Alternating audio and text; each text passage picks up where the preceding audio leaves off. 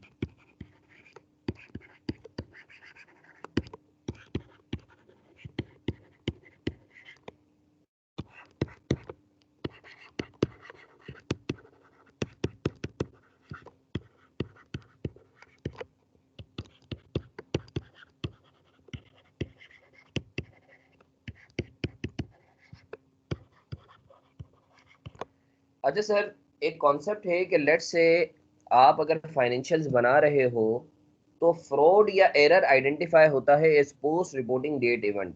आप लोग मुझे सुन सकते हो ना बच्चों, जरा कंफर्म कर दो। यस जी sir. Sir. Yes yes sir. अच्छा सर, तो अब सवाल जी ये सर। पैदा होता है जी सर, सर। ये फ्रॉड या एरर होता क्या है? आसान सी चीज, गलती से गलती इज एरर, जानबूझ के गलती इज फ्रॉड। सही है बच्चों? तो सर सवाल ये पैदा होता है कि सर फ्रॉड या एरर दो किस्म का हो सकता है।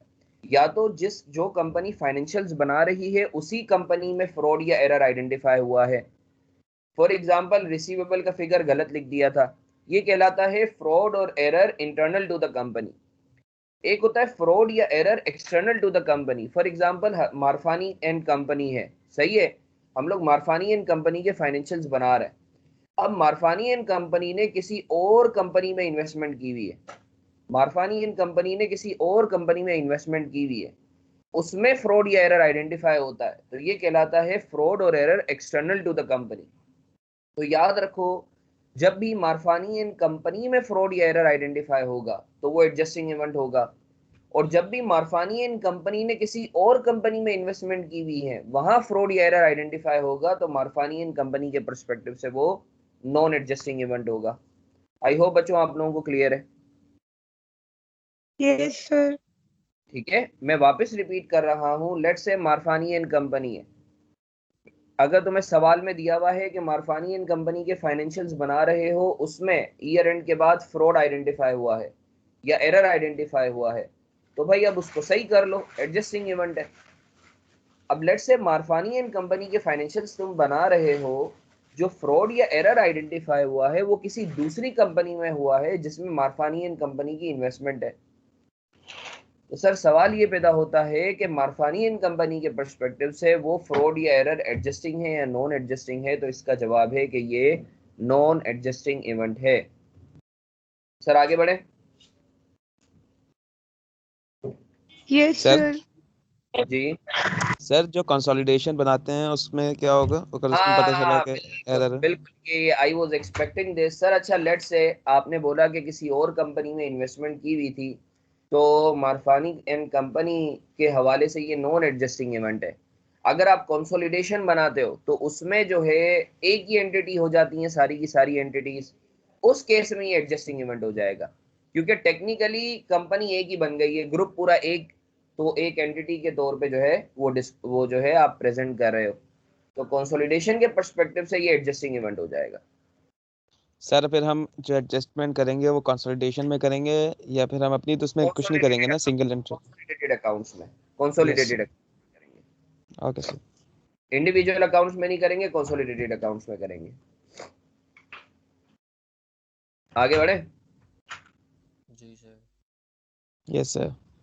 आजा सर, अब केस नंबर 15 पढ़ते हैं। Fraud was detected in ABC company on 25 January in which Marfani and company had 10% investment. मुझे बताओ सर, ये 25 जनवरी को जो आइडेंटिफाई हुआ है, ये एक्सटर्नल टू द कंपनी या इंटरनल टू द कंपनी है? External to the company. Sorry, external to the तो ये एडजस्टिंग इवेंट होगा, नॉन एडजस्टिंग इवेंट होगा? Non existing event. ओके, अच्छा सर इसके बाद an error was made by finance manager in calculating receivable figure. It was identified on 20 फरवरी 2013। मुझे बताओ ये इंटरनल टू द कंपनी या external to the company? Internal to the company और adjusting है। Adjusting है, non adjusting? External to the company existing. जबरदस्त।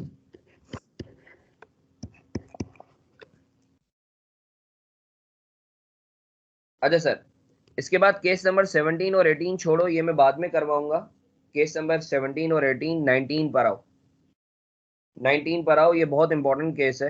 19 पर आ जाओ जरा। 19 और 20 पर। ये समझाने से पहले जो है मैं तुम लोगों को एक केस समझाता हूँ। I want all of you to be very focused here. Let's से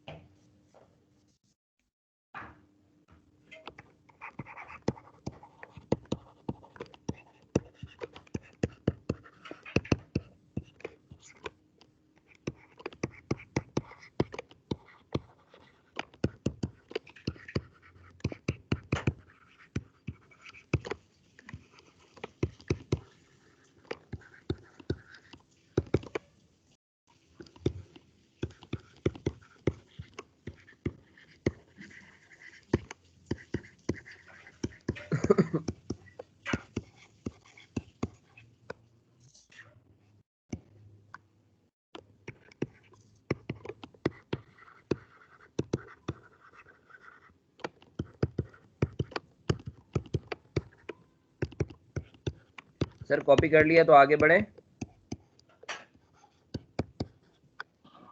नहीं, कैसे?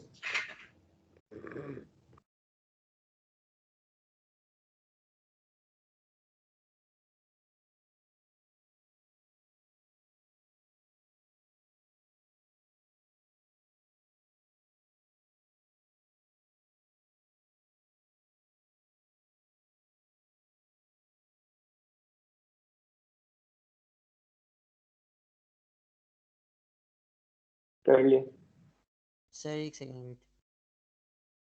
कर लो। अच्छा सर, एक एग्जांपल बना लेते हैं, ये शहरियार की एग्जांपल ले लेते हैं। सही है, आप लोग मेरे पर्सपेक्टिव से सोचना। सही है, मेरे पर्सपेक्टिव से आप लोगों ने सोचना है। लेट्स से मेरे पास डीएचए में एक प्लॉट है। सही है,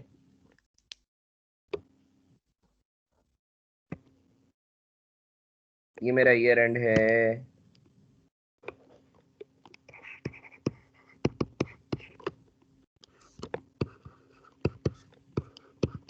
इकतीस दिसंबर 2012।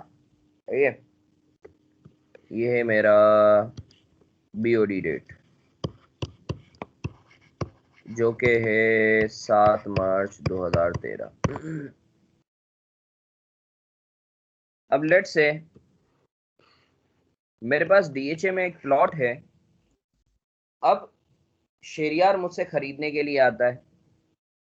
केस 1, मैं शहरियार को बोलता हूँ, अब डीएचए में जब भी आप जो है प्लॉट का ट्रांसफर होता है ना, तो आप ऐसे नहीं बेच सकते। आपको जो वहाँ की रेगुलेटरी अथॉरिटी है, से आपकी जो डिफेंस हाउसिंग अथॉरिटी है, उससे अप्रूवल मिलेगा तभी प्लॉट ट्रांसफर होगा या बिकेगा, वरना नहीं बिकेगा। सही है? मेंबरशिप भी होती है सर उनकी, Sorry? मेंबरशिप भी लेनी होती है, मेंबरशिप भी लेनी होती है हाँ उनकी। हाँ, वो एक अलग चीज है। I am not gonna go that. अभी मैं बड़ा बेसिक सी एक जेनेरिक एग्जांपल ले रहा हूँ। अब सर, यहाँ sale of plot is contingent upon approval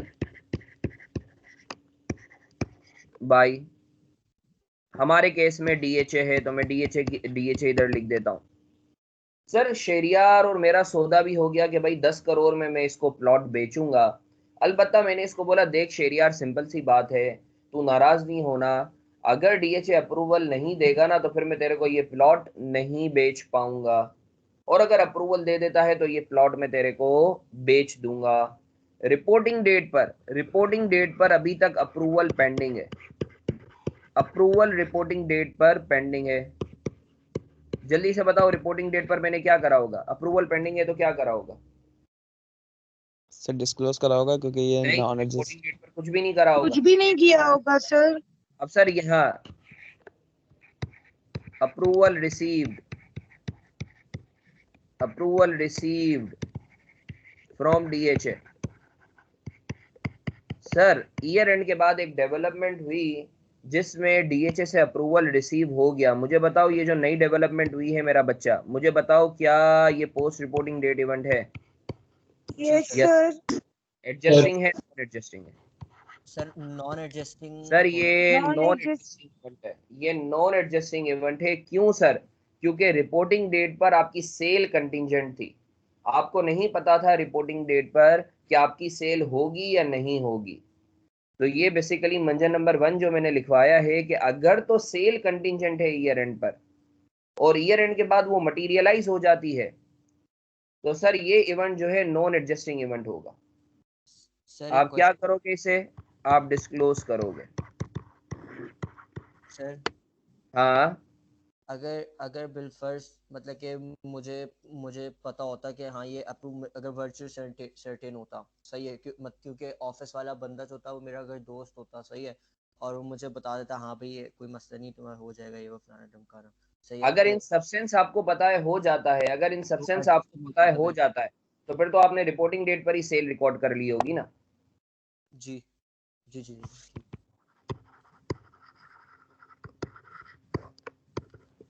sir इसकी क्या रीजन है? बिकॉज दोनों हमारे लिए मतलब इसमें तो प्रूडेंस कॉन्सेप्ट भी नहीं लग रहा है, तो इसकी क्या रीजन है कि रिसीवेबल के साथ? इसके अंदर वही वाला रीजन है, एसेट के केस में वर्चुअल सर्टेनिटी होनी चाहिए। जब सेल कंटिंजेंट है इसका मतलब एसेट भी कंटिंजेंट है ना? तो फिर रिसीवेबल भी तो एसेट ही है ना? हाँ ना, तो एक तरफ मेरा बच्चा अगर सेल कंटिंजेंट है इसका मतलब है जो रिसीवेबल क्रिएट हो रहा है वो भी कंटिंजेंट है। तो इसके ऊपर वही वाला कॉन्सेप्ट लग रहा है कि ईयर एंड पर वर्चुअल सर्टेनिटी नहीं थी। सही। समझ में आई बात? जी। चलो अब एक और केस तुम्हें देता हूं एंड यू वुड अप्रिशिएट कि वो एडजस्टिंग इवेंट होगा। यही सिनेरियो, इसके अंदर थोड़ा सा ट्विस्ट लेकर आते हैं। केस नंबर 2, ये सुनना बच्चों, इसमें तुम्हें मजा आएगा और तुम्हारा कॉन्सेप्ट भी क्लियर होगा। सेम सिनेरियो है, रिपोर्टिंग डेट, ये बीओडी डेट 7 मार्च 2013, 31 दिसंबर 2012 मेरा ईयर एंड है। शेरियार मेरे पास फिर से आया, सही है। अब शेरियार वापस से मेरे पास डीएचए में प्लॉट लेने के लिए आया। अब शेरियार ने बोला हसन भाई मैं डीएचए में ये जो प्लॉट है मुझे बड़ा पसंद आया है, मैं ये आपका जो प्लॉट है ये खरीदना चाहता हूँ। मैंने बोला कोई मसले वाली बात नहीं है। तो शेरियार बोलता है सर मैं ये कमर्शियल पर्पस के लिए खरीदूंगा ये जगह। तो मैंने बोला देख यार, कमर्शियल पर्पस के लिए जो है ना डीएचए से अप्रूवल चाहिए होगा क्योंकि ये सारा रेजिडेंशियल एरिया है। तो फिर बोलता है सर देखे मुझे ये पसंद तो आ गया है, तो मैं कमर्शियल पर्पस नहीं तो रेजिडेंशियल पर्पस के लिए खरीदूंगा ही खरीदूंगा। तो मैंने बोला सही है, रेजिडेंशियल पर्पस के लिए डीएचए के अप्रूवल की जरूरत नहीं है, कमर्शियल पर्पस के लिए जरूरत है। तो जो है इसने बोला सही है सर, या तो मैं कमर्शियल के लिए खरीदूंगा, अगर इजाजत मिल गई, नहीं मिली तो रेजिडेंशियल पर्पस के लिए खरीदूंगा। मैंने बोला देख यार तू कमर्शियल पर्पस के लिए लेगा ना मैं तुझे 12 करोड़ में बेचूंगा, और अगर तू रेजिडेंशियल पर्पस के लिए लेगा तो मैं 10 करोड़ में बेचूंगा। तो इसने बोला ठीक है सर, डील डन। तो मैंने बोला देख यार सौदा तो हो गया, या तो 10 करोड़ तू देगा मुझे अगर अप्रूवल नहीं मिला, या फिर 12 करोड़ देगा अगर अप्रूवल मिल गया। इस केस को मैं थोड़ा सा लिख देता हूं तुम लोगों की आसानी के लिए, ताकि तुम लोग नोट डाउन भी कर लो। DHA प्लॉट, कमर्शियल पर्पस,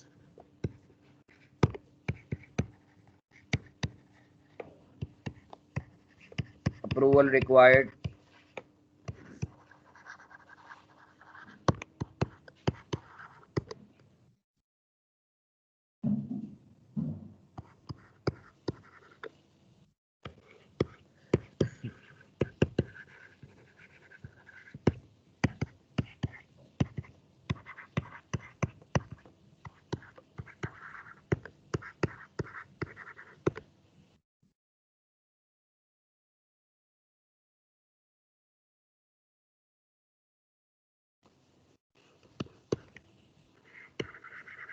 बच्चों 1 मिनट रुको, अजान हो रही है, अजान के एहतराम में रुकते हैं, फिर कंटिन्यू करते हैं।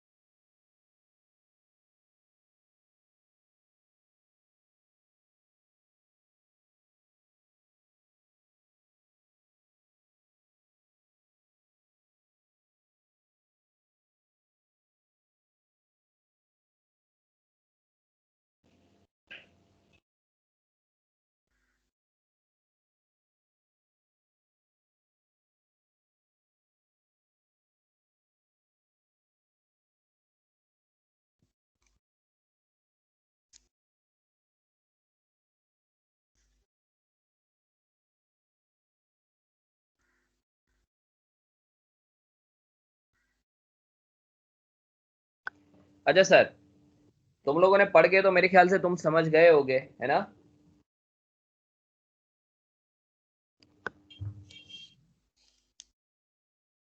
अच्छा सर, लेट से ये DHA का जो प्लॉट है, ये शेरियार को मैंने बेचा।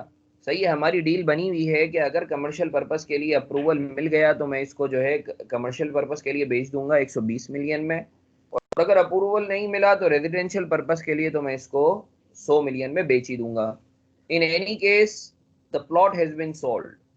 अच्छा सर, अब रिपोर्टिंग डेट पे मैंने क्या करा होगा? मैंने अपनी इनकम बुक करी होगी, क्योंकि मुझे पता है सेल तो होना है। मैंने बीइंग अ प्रूडेंट पर्सन मैंने 100 मिलियन से बुक करा, other receivable debit, other income credit 100 million से। अब सर ईयर एंड के बाद अप्रूवल ग्रांट हो जाता है, तो सवाल ये पैदा होता है सर, ईयर एंड के बाद ये जो कंडीशन, ये जो इवेंट अराइज हुआ है कि अप्रूवल मिला है, ये एडजस्टिंग है या नॉन एडजस्टिंग है? तो मुझे बताओ बच्चों, ये जो PRDE है, इससे रिलेटेड कंडीशन, मतलब तुम्हारी सेल तो हो चुकी थी, बस रिसीवेबल के ऊपर जो है एक कंफ्यूजन था, एक एम्बिग्विटी थी, रिसीवेबल पे एम्बिग्विटी थी, सेल पे एम्बिग्विटी नहीं थी कि रिसीवेबल मुझे 100 मिलियन होगा या 120 मिलियन। तो स्टैंडर्ड बोलता है कि अगर तो सिर्फ रिसीवेबल पे एम्बिग्विटी है ना, कि मिलेगा कितना, मिलना लाजमी है, तो ये एडजस्टिंग इवेंट होगा। अब अप्रूवल अगर मुझे मिल जाता है तो ये एडजस्टिंग इवेंट होगा, मैं 20 मिलियन से अदर रिसीवेबल डेबिट करूंगा और अदर इनकम को 20 मिलियन से क्रेडिट करूंगा। आई होप बच्चों आप लोगों को क्लियर है। सर आई होप एक बच्चों आप यस लोगों को सर। क्लियर है।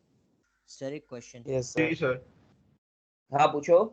सर अगर हम विद रिस्पेक्ट टू आप यू अगर हम सोचें, सही है, तो आपके पास मतलब कि है 120 मिलियन और 100 मिलियन आने हैं, सही है, तो एक तरफ से हाँ आपके लिए एसेट हो गया ना, सही है। आप मुझे बताएं कि हम लोग यहाँ पर क्या प्रूडेंस कॉन्सेप्ट वाला सीन नहीं करेंगे कि अगर जैसे आपने पहले बताया था कि क्योंकि वर्चुअली सर्टेन नहीं है कि 120 हमें कि 120 मिलेगा ही नहीं मिलेगा, आपने 100 अगर हम मिनिमम पे रखेंगे क्योंकि प्रूडेंट कॉन्सेप्ट सोचेंगे ना हम इधर, तो डील तुम्हारी 120 की है ना बच्चा, वो फिर अजीब सी बात होगी, अधूरी डील है, एक ही प्लॉट है, तुम 100 मिलियन अभी करते हो, 20 मिलियन बाद में करते हो, वो फिर अधूरापन हो जाएगा। तो स्टैंडर्ड देखो प्रूडेंट होने की बात करता है, ओवर प्रूडेंट होने की बात नहीं करता। जहां सेल में मसला था हमने जो है बुक ही नहीं करा, मगर यहाँ सेल तो आपकी हो चुकी है। ओवरऑल डील जो है, अब तुम अगर बोलते हो कि नहीं 100 मिलियन सर मैं इस साल करूं, 20 मिलियन अगले साल करूं, वो मेरे ख्याल से शायद जो है ना बिजनेसमैन के साथ ज्यादती हो जाएगी।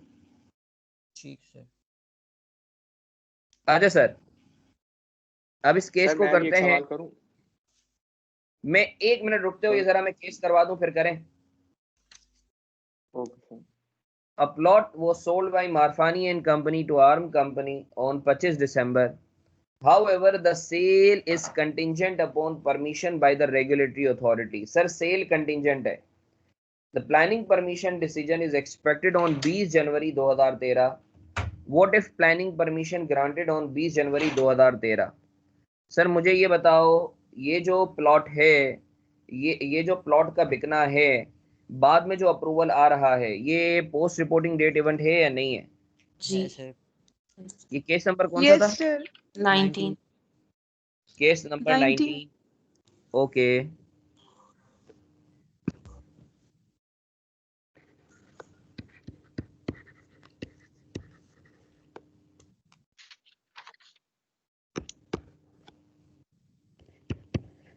और सर चूंकि सेल कंटिजेंट थी तो ये नॉन वो सेल कंटिजेंट थी तो ये नॉन एडजस्टिंग इवेंट है। अच्छा sir, a plot was sold by Marfani and company, तो हमारा माशाल्लाह जो है चहीता school, on 25 December 2012। however the amount to be received is based on permission by regulatory authority. The planning permission decision is expected on 20 January 2013. What if planning permission granted on 20 January 2013?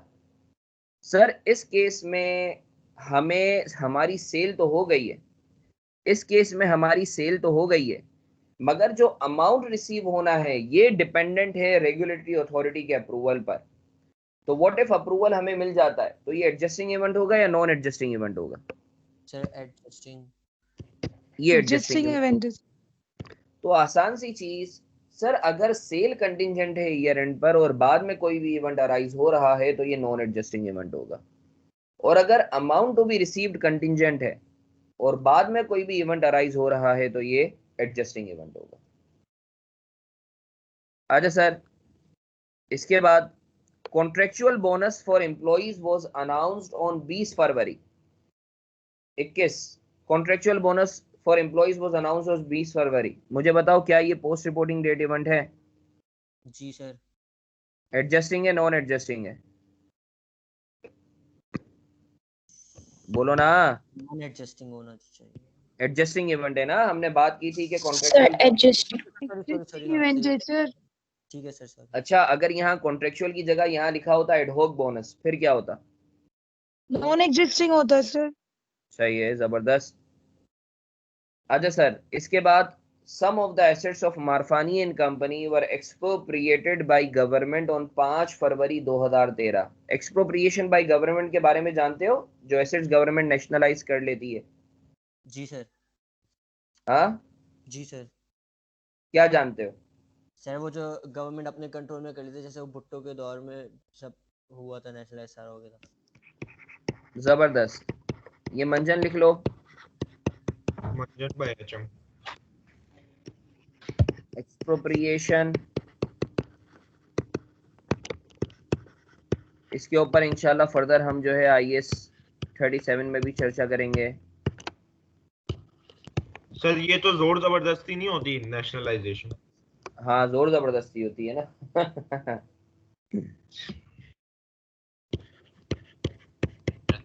Call पे इसना किया करें, फिर आपके साथ call किया करें तो वो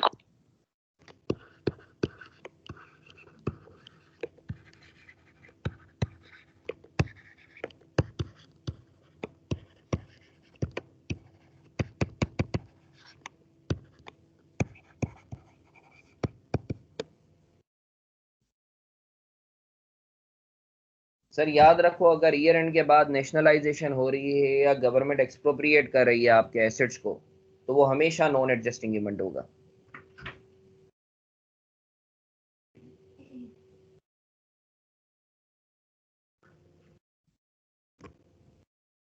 कॉपी कर लिया?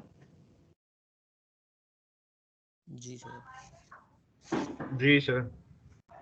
अच्छा सर, अब इधर एक सवाल आता है, तुम लोगों का इधर एक सवाल आएगा कि सर अगर गवर्नमेंट ईयर एंड के बाद आपके सारे एसेट्स को जो है नेशनलाइज करवा लेती है या नेशनलाइज कर लेती है या एक्सप्रोप्रिएट कर लेती है, तो सर ये नॉन एडजस्टिंग इवेंट क्यों है? यहाँ तो सर ऐसा लगता है कि कंपनी तो खत्म हो गई, मतलब गोइंग कंसर्न अजम्पशन के ऊपर इशू आ गया, इनवैलिड हो गई। तो गोइंग कंसर्न अजम्पशन में जो है आपने बताया था कि अगर इनवैलिड हो तो आप कंडीशन नहीं देखते, वो एडजस्टिंग होता है। और एक्सप्रोप्रिएशन में तो गोइंग कंसर्न अजम्पशन इनवैलिड हो रही है। किसी के दिमाग में ये सवाल आ रहा है या नहीं आ रहा? सर मेरे दिमाग में क्वेश्चन है सर। पहले जो मैंने पूछा है वो बता। उसी के लिंक, मतलब कि इसी के लिंक क्वेश्चन है। अरे जो मैंने पूछा है उसका जवाब दे पहले। आपने सर क्या आप पूछा? बता दें। अच्छा सर, एक चीज याद रखो, एक्सप्रोप्रिएशन या नेशनलाइजेशन के अंदर गोइंग कंसर्न अजम्पशन पे मसला नहीं आता, सिर्फ आपके ओनर्स चेंज होते हैं। पहले ओनर्स प्राइवेट सेक्टर था ओनर, अब ओनर गवर्नमेंट हो जाती है, कंपनी अपनी वहीं खड़ी रहती है। सही है बच्चों? ठीक है। याद रखो, अगर गवर्नमेंट नेशनलाइज करती है तो कंपनी थोड़ी ना बंद होती है, कंपनी तो वहीं खड़ी रहती है, ओनर्स चेंज हो जाते हैं। ये रे बच्चों, जी सर। सही है। तो सर ये expropriation of assets by the government after, ये हमें नॉन एडजस्टिंग इवेंट होगा। IAS 37 में इसके ऊपर मैं थोड़ी सी और बात करूंगा। IAS 37 जब हम लोग करेंगे अभी एडवांस केसेस, तो उसमें से थोड़ी और बात करेंगे। Case number 23, inventory was damage due to fire in warehouse in on 20 May 2013। बताओ एडजस्टिंग है नॉन एडजस्टिंग है? नॉन एग्जिस्टिंग है सर। अरे थोड़ा सा मिस आउट कर गए हम जल्दी जल्दी में, ये केस नंबर 22 और 23 छोड़ गए। Case number yes 22, sir. Decrease in NRV on 5 January due to introduction of product by competitor. Case number 22 adjusting है नॉन एडजस्टिंग है? एडजस्टिंग। एक मिनट यार, जरा ये आगे पीछे हो गया। एडजस्टिंग है। अच्छा सर, इसी तरीके से case number 23, inventory was damage due to fire in warehouse on 20 May 2013। Adjusting है नॉन एडजस्टिंग है? नॉन एड वो एड नॉन एग्जिस्टिंग है ये सर। है CRDE अरे नहीं है इवेंट सर। ही नहीं है भाई, इवेंट ही नहीं है, 20 मई को हो रहा है, इवेंट ही हुआ है। नहीं है। नहीं नहीं।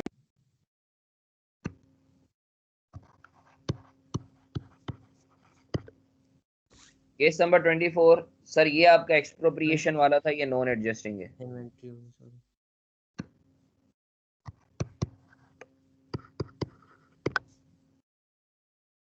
अच्छा सर, इसके बाद on 17 January 2013 a manufacturing plant was destroyed by fire resulting in a financial loss of 2 lakh. Manufacturing plant destroy हुआ है, उसकी वजह से 2 लाख का नुकसान हुआ है। बताओ पोस्ट रिपोर्टिंग डेट इवेंट है या नहीं है? है सर। एडजस्टिंग है नॉन एडजस्टिंग है? Non adjusting. Non adjusting event है।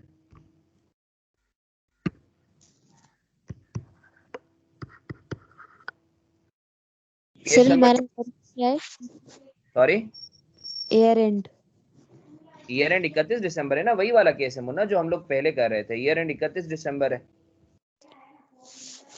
वही वाला केस है ना ये। और 15 मार्च 2013। मेरी ड्यूटी डेट है। ठीक है Munna?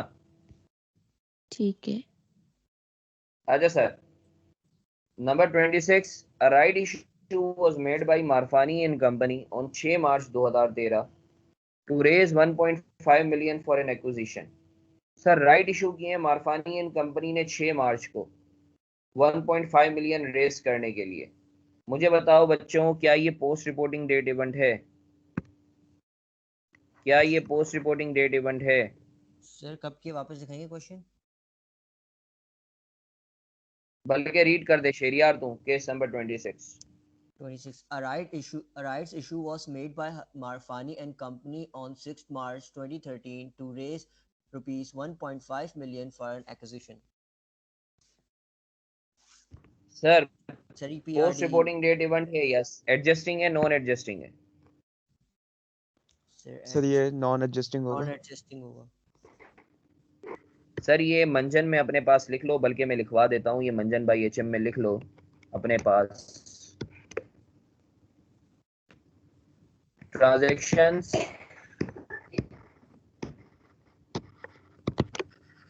With share holders SPRD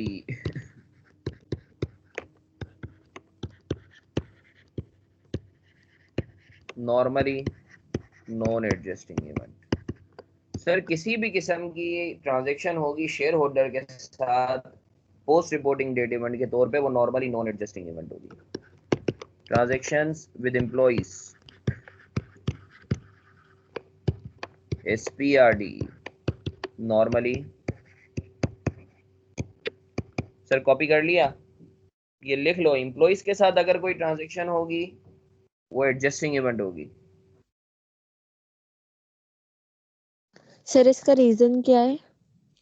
क्योंकि शेयर होल्डर के साथ जो भी ट्रांजैक्शन होती है ईयर एंड पर कोई कंडीशन नहीं होती, कोई ऑब्लिगेशन नहीं होती, कोई लीगल ऑब्लिगेशन नहीं होती।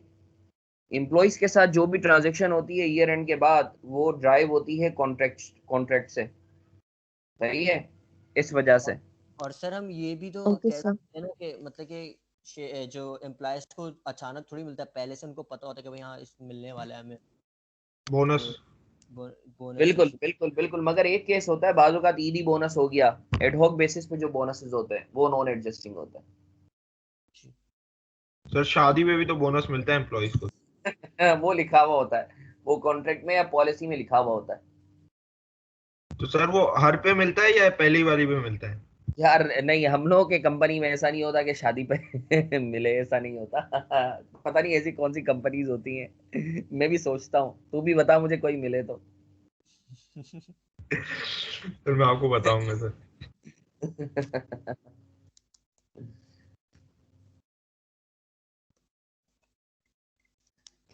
मार्केट क्या चल रही है आज हुज़ैफा?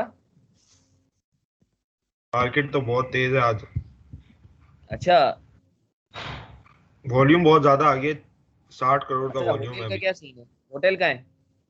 होटल तो रुक गया सर। अच्छा और डाउन आ रहा है। अच्छा, तो कैप को उठाया था तूने? नहीं सर, कैप को नहीं उठाया था मैंने। सियान उठाया था, सियान तेरे को बताया था। सर सियान मैं उठा रहा था, फिर पैसे नहीं थे मेरे पास पूरे, मैं कुछ बेचा था ना, उसके बाद वो बेचा ही नहीं क्योंकि वो नुकसान में बहुत है। आया मैं बोला चल। हाँ, तो मैं सियान बोला तेरे उसका को ही वेट। कितने पे बताया? सियान तेरे को कितने पे बताया था? सर आपने बोला था 46 को उठा लेना, अभी मैं देखता हूँ कितने का हो गया सियान। 52 का हो गया। हाँ चलो खैर हो गई, कोई मसला नहीं है। वो नहीं से मेरा नुकसान पूरा हो जाता है अगर उठा लेता तो।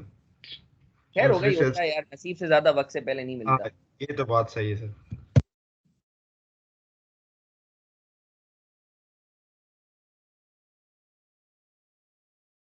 आगे बढ़े सर।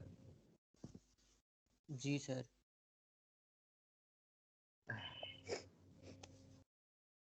Yes, sir. सर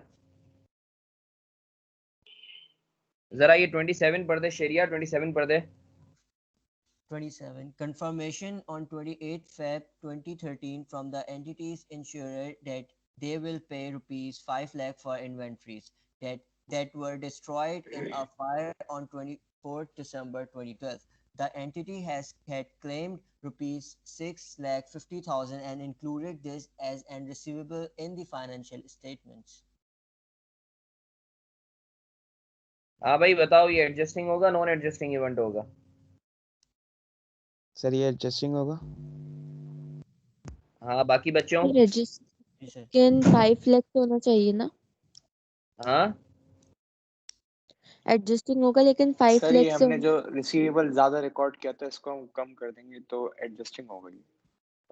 बिल्कुल सही है सर। सर ईयर एंड पर जो है क्या कहते हैं, ईयर एंड पर हमें जो है हमने क्या कहते हैं confirmation on 28 February from entity that they will pay rupees 500,000 for inventories that were destroyed in a fire on 24 December. The entity had claimed 6.5 lakh and included this as receivable in the financials. Year end पर हमने अपनी financials में record किया हुआ था, इसका मतलब है हमने रिसीवेबल तो बुक किया हुआ था। इसका मतलब है वर्चुअली सर्टेन था ईयर एंड पर, तभी हमने 6.5 लाख का रिसीवेबल बुक किया हुआ था। ईयर एंड के बाद हमें पता चलता है 5 लाख रुपए मिलेंगे, तो सर ऑब्वियसली ये एक एडजस्टिंग इवेंट है। सही है।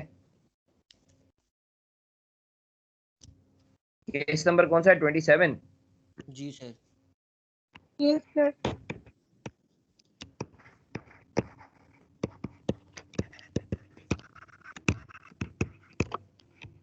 पीआरडी भी है, एडजस्टिंग है, नॉन एडजस्टिंग है, एडजस्टिंग इवेंट है। अच्छा बच्चों, अगर यहाँ लिखा हुआ नहीं होता कि रिसीवेबल बुक किया हुआ है, फिर एडजस्टिंग होता नॉन एडजस्टिंग होता?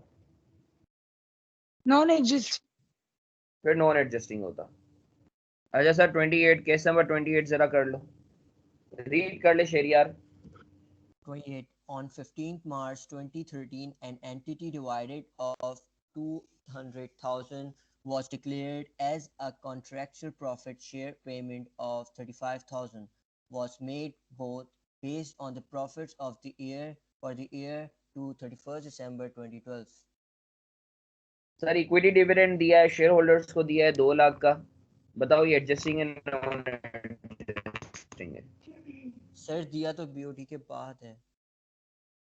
अबे बीओडी डेट पर दिया है सर बीओडी 7th मार्च है ना, ये 15 मार्च लिखा सर। है। 15 मार्च है, 15 मार्च है।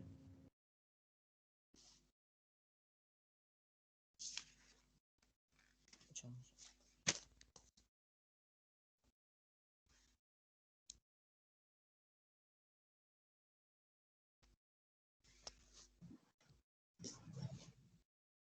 सर आसान सी चीज है ये बच्चों।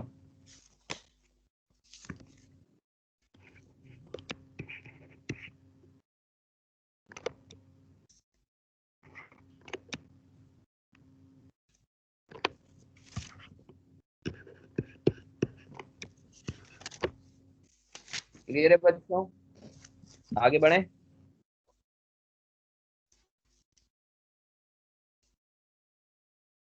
सर ये 28 का ए और बी क्या मतलब?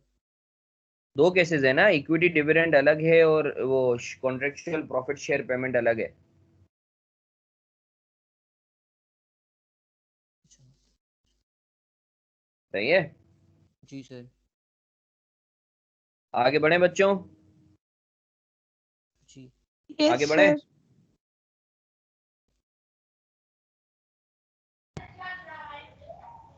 Yes sir.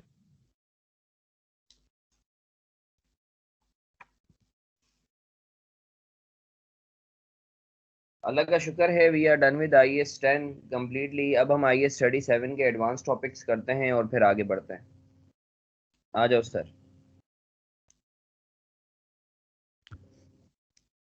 आगे बढ़े सर।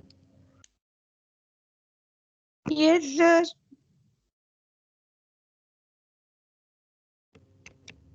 अच्छा सर, अल्लाह का शुक्र है हम लोग जो है क्या कहते हैं कि प्रोविजन कब रिकॉग्नाइज होगा, एसेट कब रिकॉग्नाइज होगा, कंटिंजेंट लायबिलिटी कब डिस्क्लोज होगी, वो सारी चीज़ें हम कर चुके हैं। अब सर हम देखते हैं मेजरमेंट ऑफ प्रोविजन, कि सर प्रोविजन किस वैल्यू पर मेजर होगा। Measurement of provision,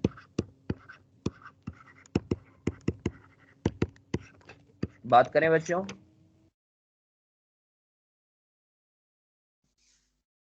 ji sir.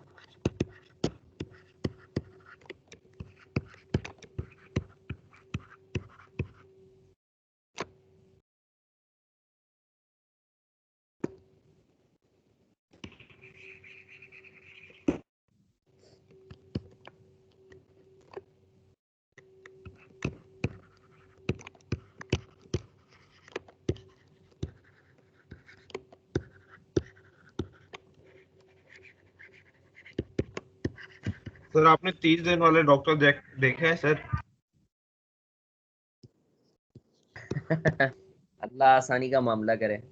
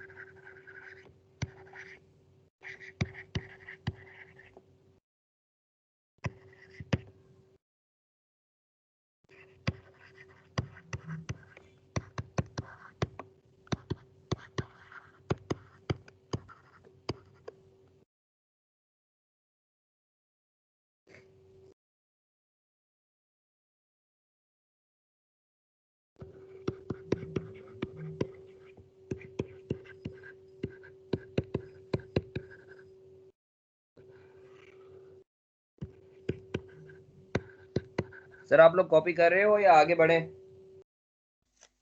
Sir कर रहे। सर आप आगे चलें, वो आप पीडीएफ भेज दिएगा, हम आराम से कॉपी कर लेंगे। बाकी बच्चों की भी, क्योंकि कुछ बच्चे जो है ना वो साथ साथ लिखना पसंद करते हैं, तो अगर सबका एक यूनानिमस डिसीजन हो जाए तो हम लोग आगे बढ़ते हैं। जी सर लिख लिया। सर कर लिया, हो गया सर। अच्छा सर, ये मैंने लिखवाया है एक्चुअली यार, प्रोविजन को किस वैल्यू पर मेजर करना है। देखो दो सवाल आते हैं ना, कब रिकॉर्ड करना है और किस वैल्यू पर मेजर करना है। कब रिकॉर्ड करना है वो तो हम देख चुके हैं, किस वैल्यू पर मेजर करना है सर उसके तीन तरीके हैं। पहला तरीका है लोवेस्ट आउटफ्लो। आपके पास जितने भी पॉसिबल आउटकम्स हैं या जितने भी पॉसिबल वे आउट्स हैं, तो आप देखोगे किस में कितना लोवेस्ट आउटफ्लो होगा। सर जिस सिनेरियो में या जिस आउटकम में लोवेस्ट आउटफ्लो हो, आप उतने से बुक कर लेंगे। अच्छा सर, ये लोवेस्ट आउटफ्लो वाली बात जो है ये वहां अप्लाई होगी जब एंटिटी के पास एक से ज्यादा कोर्स ऑफ एक्शन हो, एक से ज्यादा ऑल्टरनेटिव्स हो। लोवेस्ट आउटफ्लो वाली बात उस वक्त अप्लाई होगी जब एंटिटी के पास एक से ज्यादा वे आउट्स हो। फॉर एग्जाम्पल, कंपनी पर, मारफानी कंपनी पर किसी ने केस करा, किसी हुजैफा ने केस कर दिया। अब मेरा लॉयर मुझे बोलता है, हसन भाई अगर आप हुजैफा के साथ आउट ऑफ कोर्ट सेटलमेंट करोगे तो ये अच्छा आदमी है, भला इंसान है, बस थोड़ा सा जज्बाती है, ठीक है, तो बाहर जब अब इससे प्यार मोहब्बत से बात करेंगे तो ये 5 मिलियन में जो है ना ये सेटल कर लेगा केस। मगर अगर आप कोर्ट में जाओगे तो मुझे ऐसा लगता है 8 मिलियन से कम नहीं देने पड़ेंगे, 8 मिलियन तो मिनिमम देने ही पड़ेंगे। तो सर यहाँ मेरे पास दो ऑप्शन हैं, मैं चाहूँ तो आउट ऑफ कोर्ट सेटल करा के 5 मिलियन दे के छुड़ा लूँ अपने आप को, या फिर मैं कोर्ट में जो है कोर्ट कचहरी के चक्कर में 8 मिलियन जो है दूं। सर स्टैंडर्ड बोलता है कि अगर आपके पास एक से ज्यादा आउटकम्स हैं या कोर्स ऑफ एक्शन हैं, तो जिस कोर्स ऑफ एक्शन में लोवेस्ट आउटफ्लो होगा आप उससे प्रोविजन को बुक कर लेना। तो इस केस में आउट ऑफ कोर्ट सेटलमेंट में जो है मेरे पास जो है आउटफ्लो का अमाउंट लोअर था then the other course of action, तो मैंने 5 मिलियन से प्रोविजन बुक कर लिया। क्लियर है बच्चों? Yes sir. तो इसका मतलब मुझे 5 मिलियन मिल जाएंगे? देने पड़ेंगे इंशाअल्लाह अज़्ज़ व जल। आगे बढ़े, यस आगे सर। बढ़े। जी sir. Yes sir. Sir case 2। अच्छा सर, एक और सिनेरियो होता है, उसके अंदर आप क्या करते हो, एक्सपेक्टेड वैल्यूज यूज करते हो। प्रोबेबिलिटी पढ़ी है कॉस्टिंग में, वो जो प्रोबेबिलिटी वगैरह फॉर्मूला मल्टीप्लाई करते हैं। जी सर। पढ़िए सर। वही वाली चीज। ये ईमान बेटा तुम्हें याद है एक दफा तुम मुझे बोल रही थी कि सर परसेंटेज से मल्टीप्लाई कब करेंगे, तो वो ये वाला केस था जो मैंने तुम्हें बोला था बाद में आएगा। Yes sir.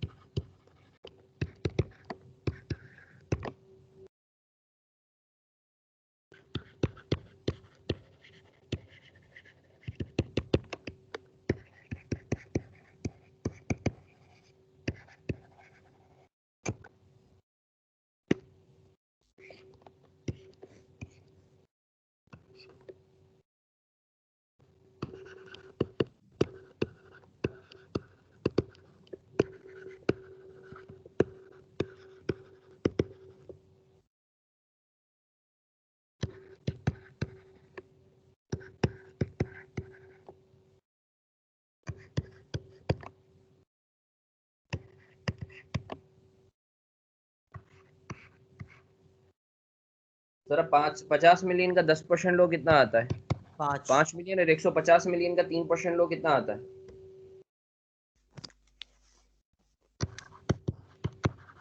ऐसा ही है। जी सर। ओके। अच्छा सर, सवाल ये पैदा होता है कि सर बाजों का जो है ना आपके पास कोर्स ऑफ एक्शन एक ही होता है, बट उसकी इंटेंसिटी वेरी करती है। तो स्टैंडर्ड बोलता है, जैसे फॉर एग्जांपल आपने वारंटी दी है, और जब आपने वारंटी दी है तो आपको वारंटी का प्रोविजन आज बुक करना है। अब वारंटी के केस में जो है देखो 3 पॉसिबिलिटीज हो सकती हैं, या तो क्लेम आए ना, या माइनर क्लेम आए, या फिर मेजर क्लेम आए।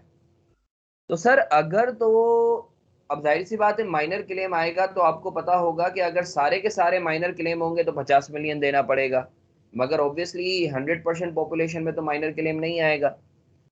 सर मेजर क्लेम अगर आते हैं सब में तो टोटल जो मैक्सिमम आउटफ्लो होगा वो 150 मिलियन का होगा, मगर जरूरी नहीं है कि भाई सारे के सारे उसमें जो है 150 मिलियन का ही क्लेम आए पूरी की पूरी पॉपुलेशन में।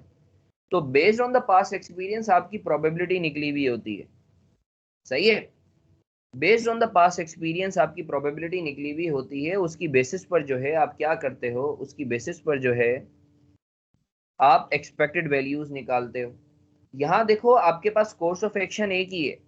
अगर एक बंदा आता है वो बोलता है भाई मुझे माइनर क्लेम, तो तुम ये नहीं बोलोगे आज मेरा मूड अच्छा है आओ तो मैं तुम्हें मेजर क्लेम के उसमें सेटल करता हूँ। कोई बंदा मेजर क्लेम करके आए तो तुम ये नहीं बोलोगे यार बहुत ज्यादा हो गए आओ आज मैं तुम्हें माइनर उसमें सेटल कर देता हूँ। ठीक है बच्चों, मेरे साथ हो या नहीं हो? और सर जो बंदा पहली सेल करता है वो क्या करता है फिर? सॉरी, जो बंदा पहली सेल करता है वो क्या करता है फिर? यार देखो पहली सेल में जो है ना, देखो आपके पास जो है ना अभी इतनी ज्यादा डायनेमिक्स हो गई हैं शेरियार, मैं आपको बताऊं कि आपके इतने ज्यादा एक्सपर्ट्स आ गए हैं कि जो है ना अब आप जो है ना एक एस्टिमेट ले सकते हो, एक एस्टिमेट ले सकते हो बेस्ड ऑन सिमिलर इंडस्ट्रीज। चलो आपके पास नहीं होगा मगर सिमिलर इंडस्ट्रीज जो हैं उससे तो आप डेटा लेके एक एस्टिमेट कर सकते हो ना। ठीक है, समझ। और यू नो के provision is an estimate, it is subject to change. अगर आपका एस्टिमेट गलत होता है it is always open to be changed, right?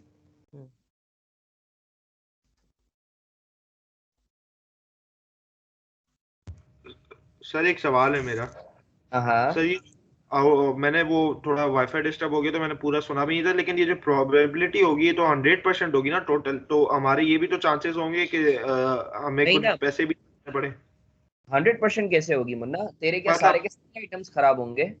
नहीं नहीं नहीं नहीं सर, मैं बोल रहा हूँ कि जैसे 10% चांस है कि हम 50 मिलियन दें, 3% चांस है कि हम 150 दें, और बाकी 50% चांस है कि हमें कुछ भी ना देना पड़े। ऐसा ऐसा भी भी तो हो हो सकता सकता है, मगर उसमें तो तो ऑटोमेटिकली जीरो ही आएगा ना, उसमें तो ऑटोमेटिकली अच्छा जीरो ही आएगा, तो वो तो मैंने लिया ही एड नहीं अप है। होके 7.5 ही हो जाएगा, फिर 9.5 ही हो जाएगा। हाँ हाँ, सही सही सही सही। वो नो क्लेम होगा तो उसके अंदर आउटफ्लो तो जीरो होगा ना, तो प्रोबेबिलिटी तू उसकी 90 रख दे, 100 रख दे, तो जीरो से तो सही मल्टीप्लाई होगा तो जीरो ही सही। आएगा। 9.5 ही बन जाएगा फिर भी। हाँ ईमान बेटा, आपको क्लियर है बेटा ये केस?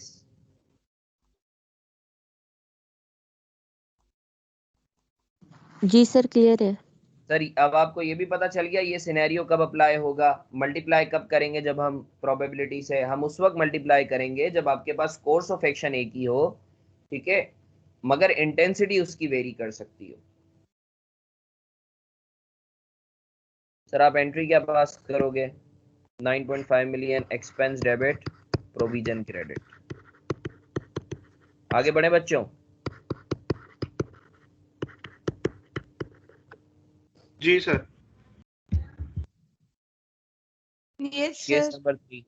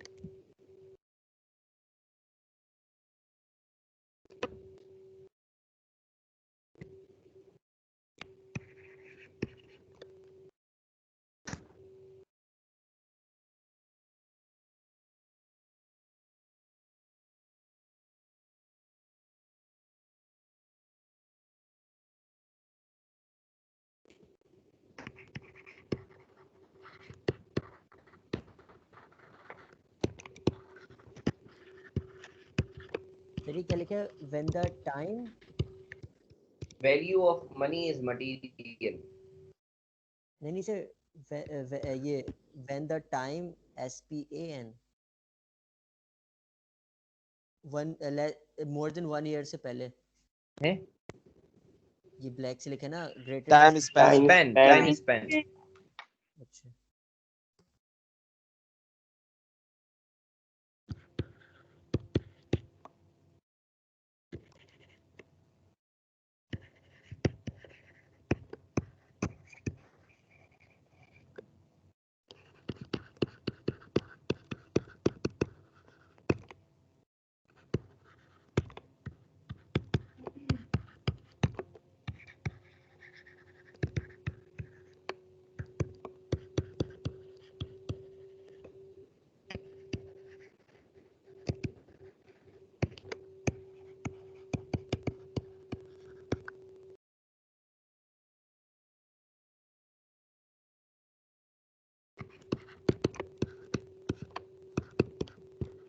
प्रेजेंट वैल्यू निकाल के दो, कितना आ रहा है?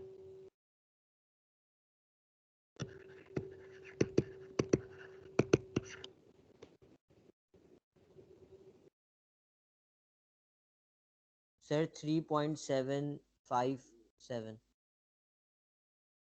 3.757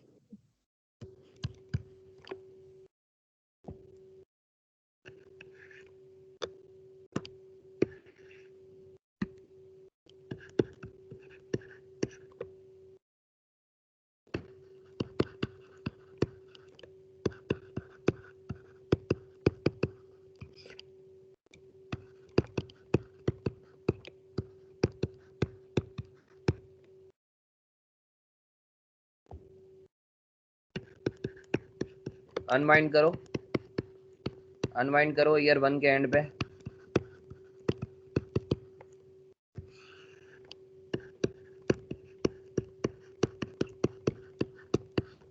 कितना बन रहा है?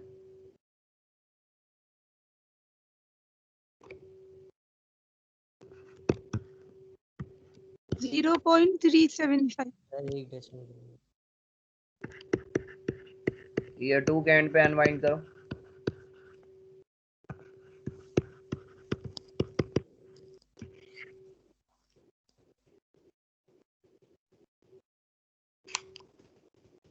बल्कि इसके 0.4133 स्केड्यूल बना लो ना तुम लोगों को ये 0.41 स्केड्यूल समझ आएगा। रुको, ओपनिंग, अनवाइंडिंग,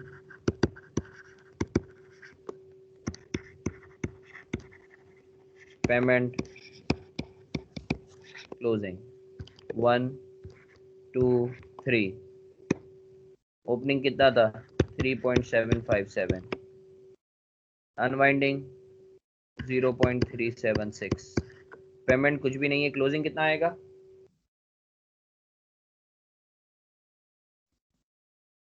क्लोजिंग कितना आएगा? 4.133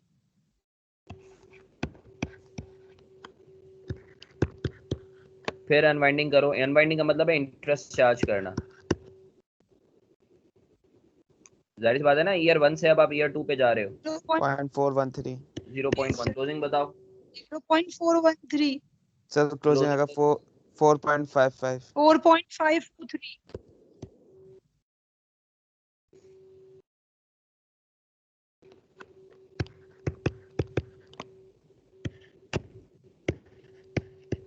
0.45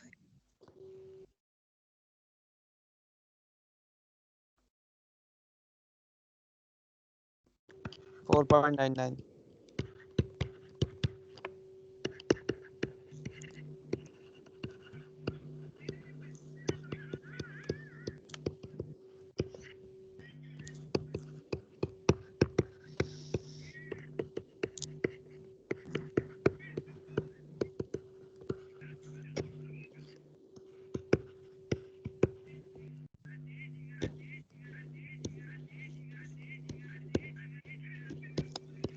क्या कर रहा है?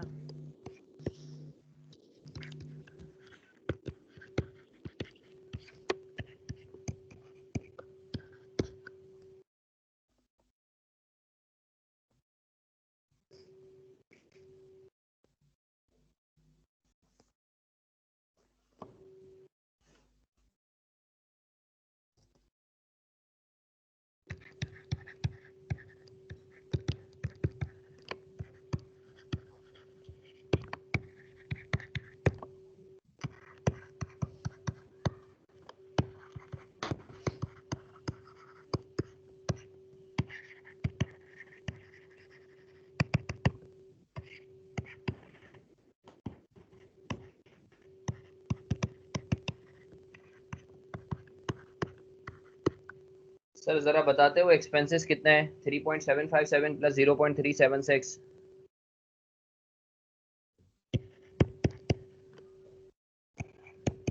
क्लोजिंग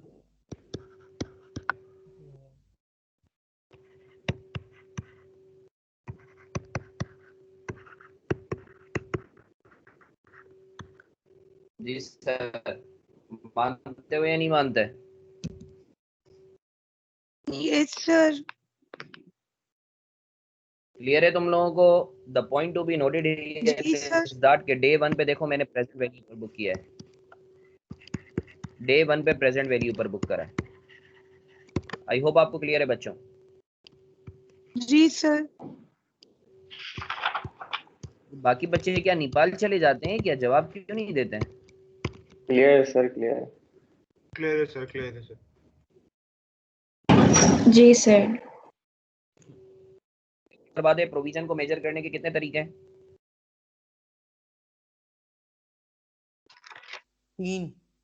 3।